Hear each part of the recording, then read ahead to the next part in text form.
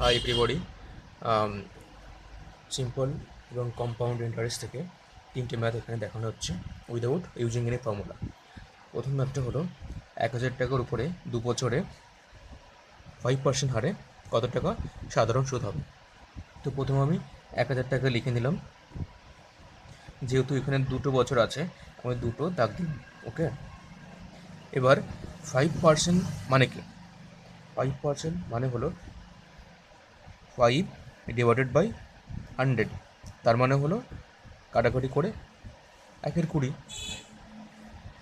তার মানে 5% equivalent to 1/20, মানে 1/20 হলো রেট অফ রিটার্ন মানে ইন্টারেস্ট রেট পার অ্যানাম। তো সুতরাং আমি এখানে 1/20 লিখে নিলাম। এবার 1/20 টাইমস অফ 1,000, সেটা হলো প্রথম বছরের সাধারণ সুদ। ঠিক একইভাবে 1/20 টাইমস অফ 1,000 হলো দ্বিতীয় বছরের সাধারণ সুদ। তার মানে 1/20 অফ 1,000 মানে 1,000 ইন্টু 1/20, কাটাকাটি করলে 50। তো প্রথম বছরের সাধারণ সুদ 50, ঠিক একইভাবে দ্বিতীয় বছরের সাধারণ সুদ 50। সুতরাং 2 বছরের টোটাল সাধারণ সুদ হলো 50 যোগ 50, তার মানে হলো 100। ঠিক একইভাবে এখানে একটা আছে simple interest on ₹10,000 for 3 years at 10% per Anam. How to do it? প্রথমে আমি 10,000 লিখে নিলাম। যেহেতু এখানে 3 বছর আছে, তো আমি 3টে লাইন টানলাম। ওকে, এবার 10% মানে হলো 10 divided by 100, that is equal to 1/10, মানে রেট অফ রিটার্ন হলো 10%, অর্থাৎ 1/10। তো আমি এখানে 1/10 লিখে নিলাম। এটাও 1/10, এটাও 1/10। এবার 10,000 টাকার 1/10 মানে হলো 1,000 প্রথম বছর সাধারণ সুদ। ঠিক একইভাবে দ্বিতীয় বছর সাধারণ সুদ হবে 1,000, এবং একইভাবে তৃতীয় বছরে অর্থাৎ শেষ বছরের সাধারণ সুদ হবে 1,000। তাহলে মোট মোট সিম্পল ইন্টারেস্ট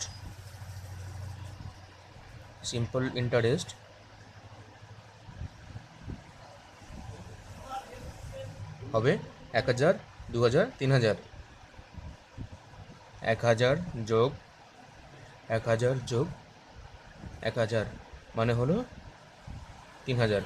এটাই হলো আমার অ্যান্সার। আর এবার এই যে একটা ম্যাথ আছে, simple and compound interest on ₹12,500 at 4% PM। তো যেহেতু এইখানে 4% পিএ, যদি টাইম ধরি, টাইম হলো টাইম হলো 2 years। তো যখন আমি 2 বছরে করব কীভাবে? তো যেহেতু 2 years, তো আমি প্রথমে আসল মানে প্রিন্সিপালটা লিখে নিলাম। এবার যেহেতু এখানে 2 years আছে, আমি 2টো দাগ দিলাম। এবার বলছে 4%। 4% মানে হলো 4% মানে হলো কাটাকাটি করলে 25, মানে 1/25। রেট অফ রিটার্ন হলো 4%, অর্থাৎ 1/25। তো আমি এখানে 1/25 লিখে নিলাম। ঠিক একইভাবে 1/25, তাহলে 12,500 1/25 মানে হলো 500।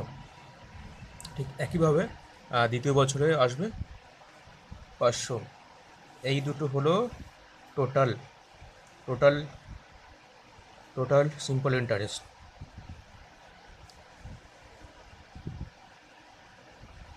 তো যদি এবার বলা হয় কম্পাউন্ড ইন্টারেস্ট কী হবে, খুবই সাধারণ। আমরা জানি প্রথম বছরের যে সাধারণ সুদ অর্থাৎ সিম্পল ইন্টারেস্ট হয়, তার উপর একই হারে অর্থাৎ 1/25 হারে হারে আবার একটা সুদ হয়, মানে সুদের উপরে সুদ। তার জন্য আমি প্রথম বছরের থেকে আর একটা দাগ টানলাম। এটা প্রথম বছরের সুদ, তার উপর 1/25 হারে 500-এর 1/25 মানে হলো 20। তো টোটাল দেখো, এই 500 আর 500 1,000 হলো টোটাল সিম্পল ইন্টারেস্ট। তার সঙ্গে যদি আমি 20 অ্যাড করে দিই, তাহলে টোটাল হবে টোটাল কম্পাউন্ড ইন্টারেস্ট। তো তো টোটাল কম্পাউন্ড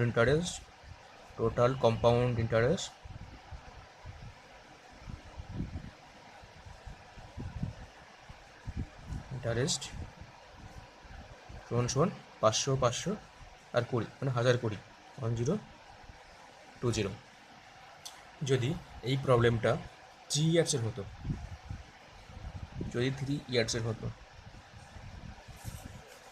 যদি বলা হতো কম্পাউন্ড ইন্টারেস্ট কী হবে, প্রথমে আমি আসল মানে 12,500 লিখে নিলাম, যে 3 ইয়ার্স 3টে দাগ দিলাম, ওকে। এবার এখানে আমার ইন্টারেস্ট রেট হলো 1/25, ঠিক এখানে 1/25 আর এখানেও 1/25, তাহলে 12,50 1/25 মানে হলো 500, এখানে হলো 500, এখানে হলো 500। তো এই 500 হলো 3 বছরের টোটাল সিম্পল ইন্টারেস্ট। তাহলে আমরা এখানে দেখেছি 2 বছরের কম্পাউন্ড ইন্টারেস্ট বের করতে হলে প্রথম বছরের সাধারণ সুদের উপর একই হারে আরেকটা সুদ বসে।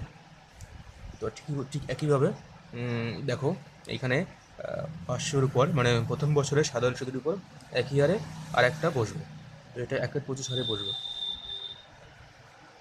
তার মানে হলো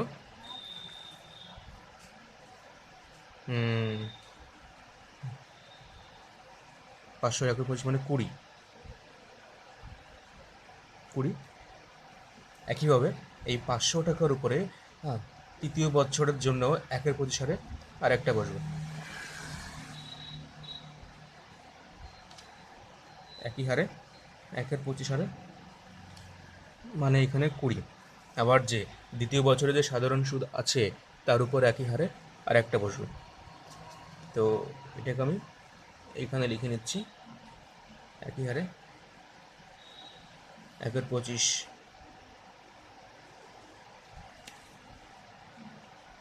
মানে হলো 20। এবার দেখো এইখানে দ্বিতীয় বছরে যে সাধারণ সুদের উপর সুদ হলো তার উপরে ঠিক একই হারে রেট বসবে। তো 20 1/25 মানে হলো 20 / 25, তাহলে টোটাল কম্পাউন্ড ইন্টারেস্ট হবে এই 500 এই 500 এই 500 এই 20 এই 20 এই 20 আর এই 20/25।